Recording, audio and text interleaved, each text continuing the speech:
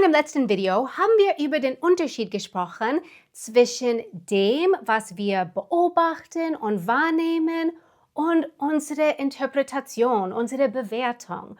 Und jetzt gebe ich euch ein Beispiel aus meinem eigenen Leben. Als ich erst nach Deutschland gezogen bin, habe ich versucht, mit den Leuten an der Kasse hier in Deutschland, in den Supermärkten, zu interagieren, genau wie ich das in den USA gemacht hätte.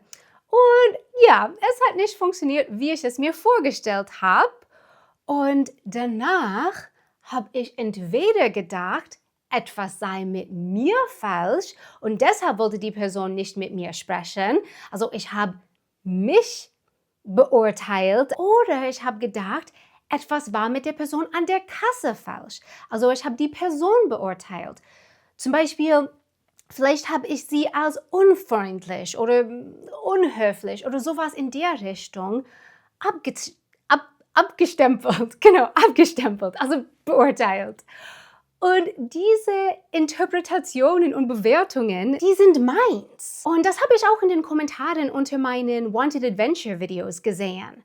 Also manchmal habe ich zum Beispiel gesagt, dies und das ist mir passiert und dies ist meine Interpretation, also meine Bewertung zum Beispiel davon. Und andere Leute haben dann kommentiert, dass sie eine komplett andere Interpretation oder Bewertung davon haben. Die würden die Leute an der Kasse hier in Deutschland zum Beispiel vielleicht als höflich bezeichnen, fliegen aber dann in den USA, gehen dort einkaufen und bezeichnen die Leute an der Kasse dort als unhöflich. Also dann, lass uns gucken, wie könnten wir dies als eine Beobachtung statt eine Bewertung ausdrücken. Für mich hier in Deutschland wäre es vielleicht, ich habe "Wie geht es Ihnen?" zu der Person an der Kasse im Supermarkt gesagt und ich habe keine Reaktion auf meine Frage wahrgenommen. An der Kasse in den USA wäre es vielleicht, ich war an der Kasse im Supermarkt und beim Scannen meiner Lebensmittel hat die Person an der Kasse mich gefragt, "Hi, how are you?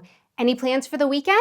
Oh, hey, I love this brand of marshmallows. Are you having a barbecue?" Wenn ihr möchtet, könnt ihr gerne überlegen, wenn ihr eine Person, eine Situation oder irgendwas als zum Beispiel unhöflich, höflich, chaotisch, faul, unordentlich etc. bezeichnet habt, was bedeutet das genau für euch? Also wenn ihr das ganze gut, böse, richtig, falsch Ding rausnimmt, was wäre eure Beobachtung? Was habt ihr wahrgenommen, ohne es als irgendwie richtig oder falsch zu bewerten?